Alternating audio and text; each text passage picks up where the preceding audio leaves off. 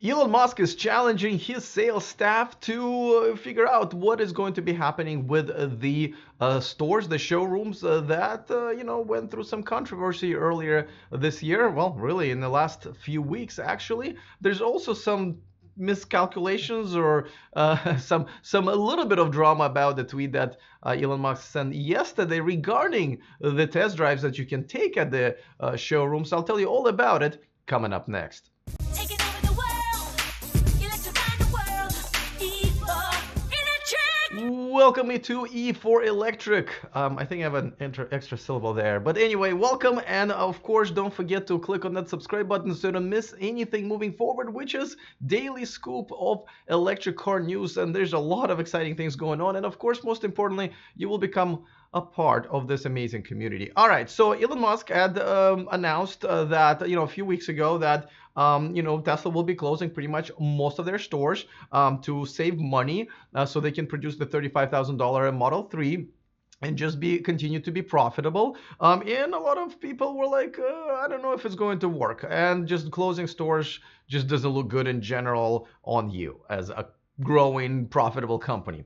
So what they decided to do, they decided to only close half of the stores and then raise the prices by 3%, and that way they can still keep the $35,000 version of the Model 3 running and still hope that they're going to be profitable for the rest of the year. Not a bad solution. Of course, the biggest, sort of issue with this was the fact that, they were just going back and forth. But at the same time, some employees, I guess, were already let go. Some employees' pay was cut, and a lot of people really didn't like it because they felt that Tesla was kind of pushing them out without having to pay them severance. And, I don't know if there's any truth to it, but there were some reports. But now, Electrek.co obtain an email that Elon sent to his sales staff, sort of challenging them to basically make the case for whether or not their stores are going to be open. And I gotta tell you, it's a little controversial as well. So I'm gonna read you some of the some of the quotes from the email, and you tell me what you guys think about it. And of course, we're gonna do positives and negatives because I think the story really has both very balanced. Like a lot of times I do positives and negatives, and I'm like, man, this is really not very balanced, This one's actually pretty balanced. So now before I get to the letter, let me remind you that this video and this channel is sponsored by Accelerate Auto, the extended warranty from the third party called Xcare, up to 125-mile coverage, only $100 deductible. And for you guys, my audience, they have issued us a discount code so you can save yourselves $100. Dig into that description at the bottom of this video, and also make sure that you click on the right link to apply for this, depending on which state you are in. All right, so let's talk about the letter that Elon sent to the employees. And the first one that struck me as interesting. He said, stores that are in location with low visitation rates, i.e. empty most of their opening hours, and lead to low sales will gradually be closed down. There is no reasonable way to justify keeping such stores open. Sounds very reasonable.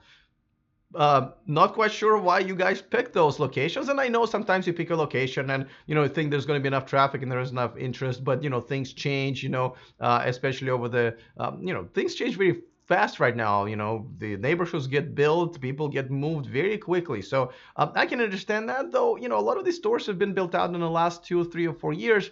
So again, not really sure why they picked some of the locations that are empty most of the time, empty most of their opening hours, as he says in the newsletter. And again, this is very reasonable. Not quite sure why this wasn't sort of figured out ahead of time. And again, if it was 1 or 2 stores, things happen. But when we're talking about half of the stores, this kind of makes you question, like, who was in charge of picking these stores, right? All right. So the next part, it says, no one who is a major contributor to demand generation will be let go. That would make no sense.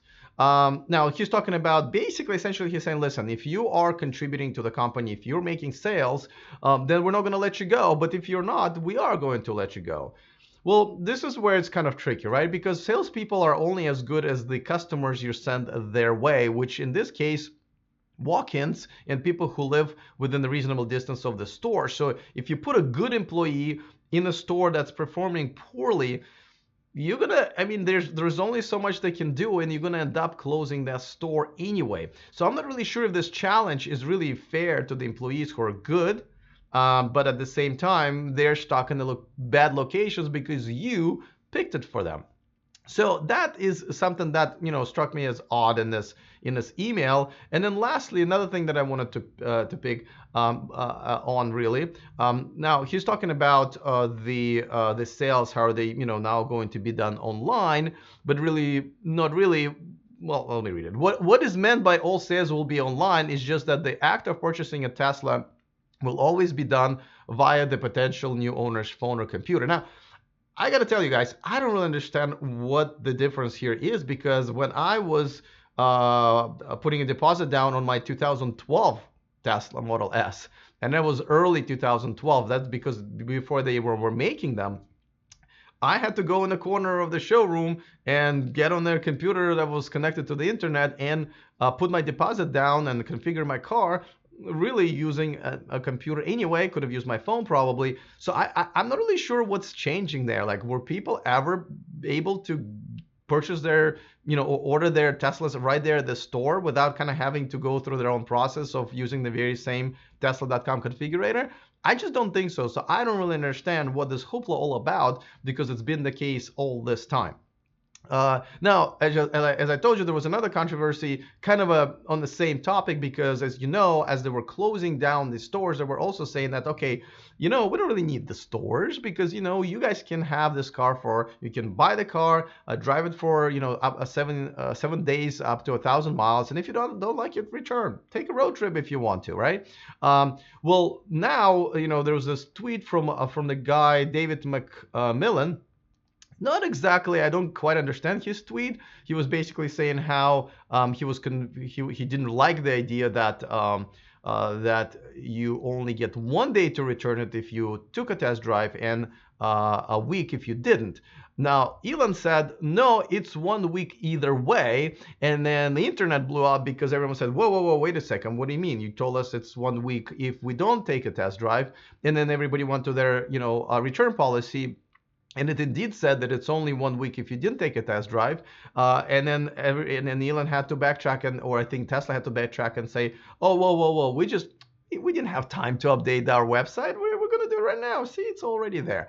And that's fine. And most of the time, I absolutely do believe that, and it's probably what happened. But it also gives sort of an impression that Elon doesn't know what the company's doing. Company doesn't know what Elon's doing, and they keep doing this stuff where they're just basically running around trying to figure out what is Elon saying now that we're supposed to do, rather than him specifically giving instructions first and then maybe tweeting it out. So at least they're somewhat ready. All right, so let's talk about positives and negatives.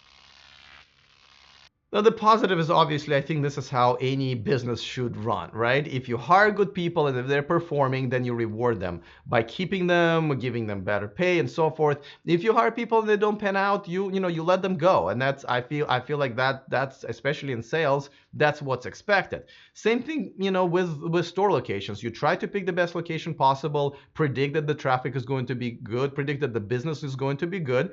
But if it doesn't work out, you either move the store or do something different or close it down, and that's perfectly fine. So I think that policy is good. I'm also glad that they're actually doing the 1 week return policy either way, because people have taken test drives before this policy was even enacted.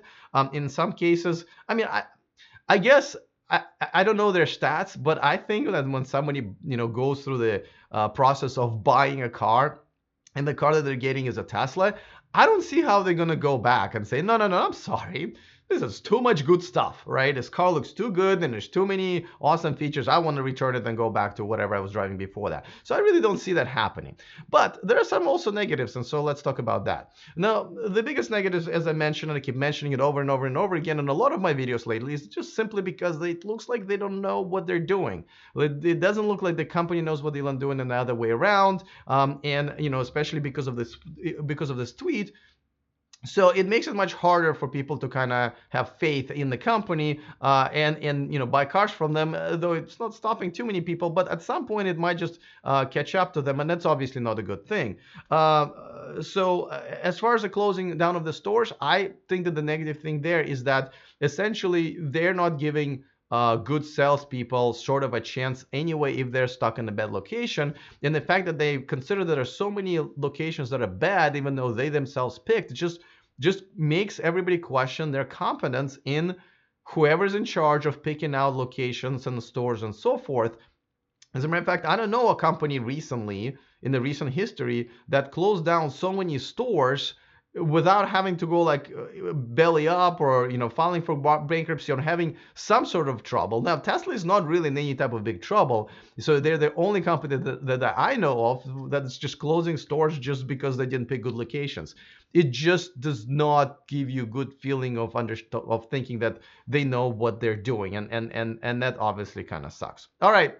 Obviously, going to look forward to your opinion on that, but I also wanted to give a shout out to Marvin Burt, one of my newer Patreons. Thank you so much, Marvin, for joining my Patreon community, the only place where you can watch me live. And thank you so much to Marvin and the rest of the community for contributing and supporting this independent channel. As you guys know, I do this full time, so thank you so much. If you want to become a part of that community, there's a link in the description of this video, which is pretty simple. It's just patreon.com/E4Electrek. As a matter of fact, you can find me on any social media under E4Electrek if you want to see some of the behind the scenes stuff and cool stuff like that. So boom, see, perfect timing for that. All right, guys, I am looking forward to your comments. Other than that, see you next time, and remember to stay charged.